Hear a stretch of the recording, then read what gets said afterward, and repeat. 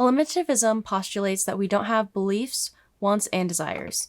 They believe that folk psychology is a highly defective scientific theory which will eventually be replaced because it is explanatory impotent.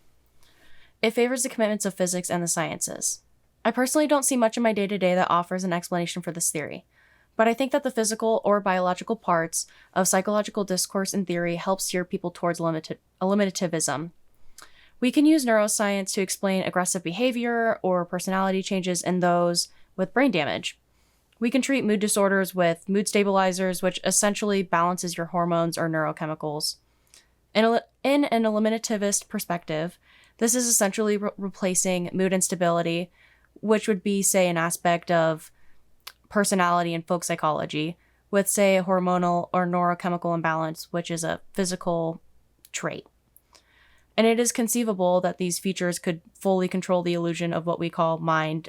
However, I don't like that eliminativists are trying to check out psychology as a theory because it's literally my major and I surround myself with psychology and see examples of its theory work in action every day.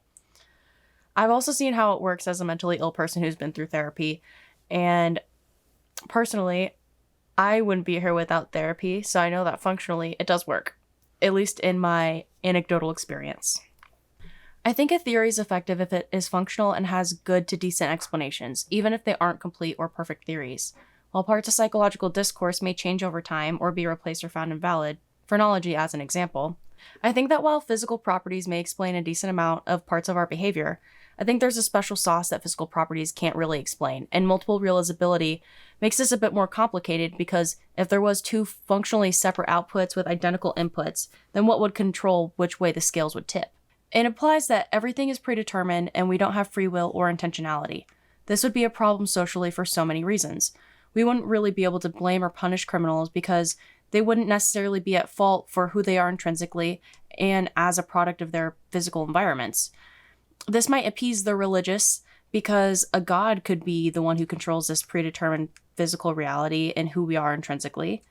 This also means that we wouldn't really necessarily have morals or ethics because everything is predetermined by physics, and we wouldn't really have the free will to make moral or ethical decisions. How this contributes to my view is that I think it's unarguable that we have physical impacts on our mental reality, or the illusion of it, because we have seen it work in action and we've been able to repeat these findings or see similar findings across groups and cohorts in areas such as human development and childhood development. We know that things like drugs and medication and brain damage can have an impact on parts of personality, and I can't fully dismiss physics. However, I don't think it has the power or the strength to fully explain what we would describe as subjective mental events. It's not conceivable to me a world where we wouldn't use subjective language. While I agree that some theories are so impotent that they need to be fully replaced, I also feel that psychology does a good enough job at describing subjective mental events. It works even if it's not 100% of the time. And it works functionally.